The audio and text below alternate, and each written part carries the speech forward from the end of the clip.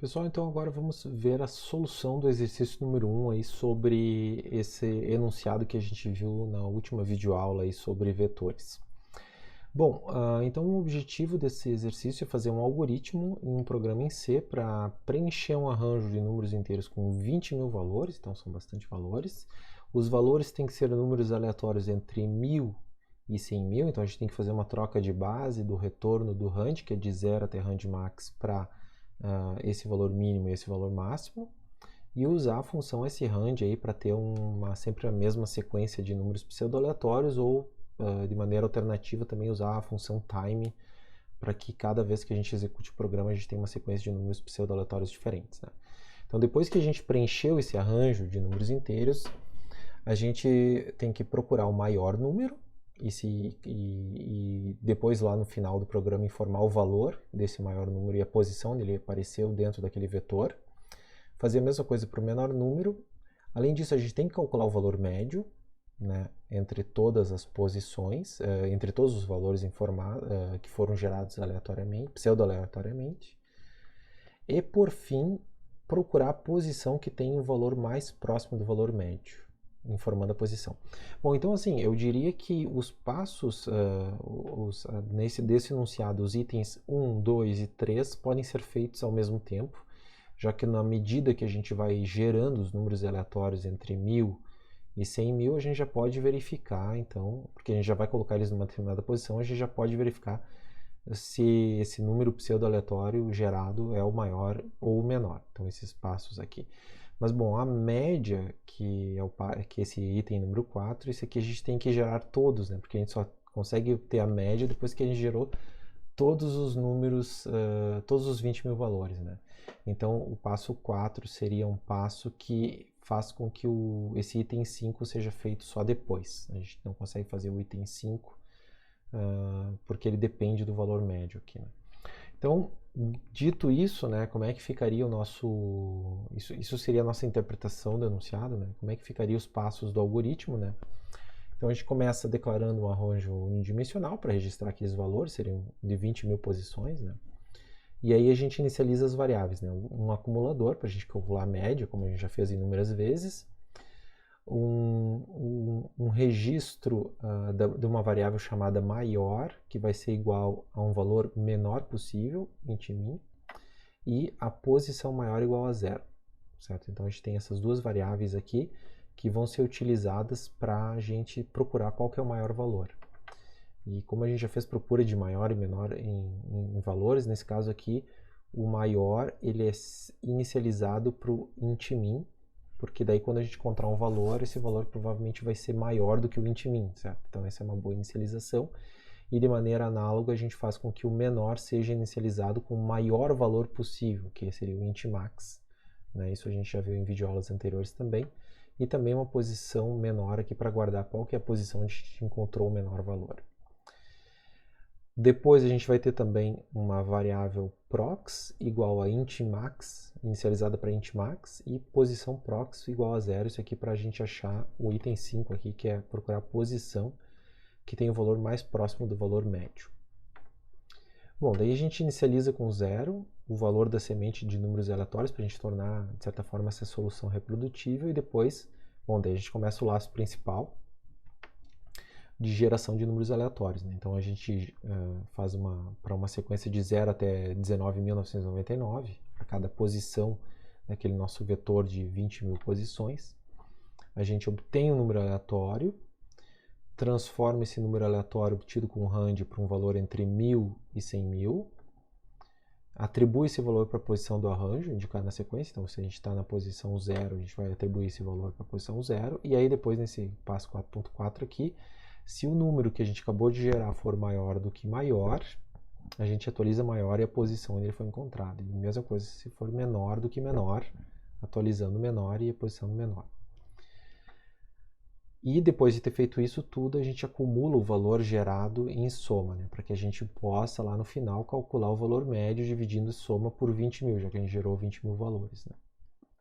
E aí depois, já que agora a gente tem a média, a gente vai fazer um novo laço que vai variar em todas as posições novamente, e a gente vai calcular a diferença absoluta entre o valor da posição do arranjo e a média. Para a gente calcular a diferença absoluta, a gente pode usar aquela função FABS da biblioteca math.h, e se a diferença for menor que prox, certo? Que foi inicializada para um valor muito alto, a gente atualiza prox e diz pós-prox é aquela posição que a gente acabou de calcular. E lá no final a gente relata então maior, posição maior, menor, posição menor e a posição do prox, que seria a posição do valor mais próximo da média, né? Que nesse caso aqui, nesse último aqui, a gente só precisa informar a posição.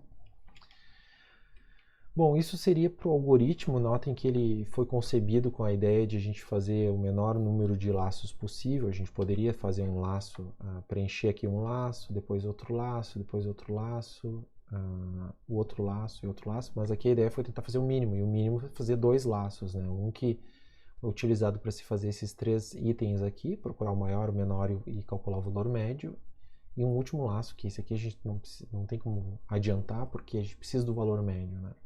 Então a gente faz esse último laço para procurar o valor mais próximo. E o valor mais próximo é aquele que tem a diferença absoluta menor possível em relação ao valor médio. Por isso que a gente calcula, então, essa diferença absoluta aqui.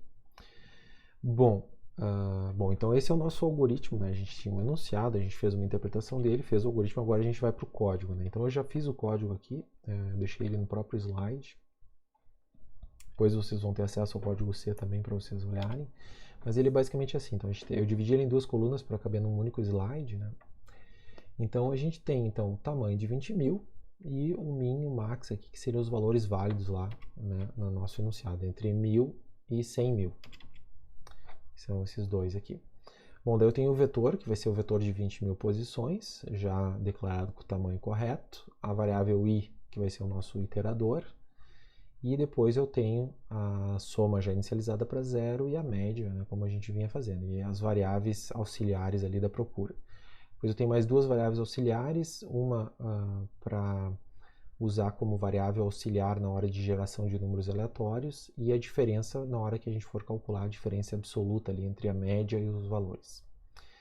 Então, o passo número 3, que está aqui, ó, que inicializar com zero o valor da semente, a gente faz com srand, né? Então a gente põe srand igual a zero e a gente inicializou a sequência de números aleatórios.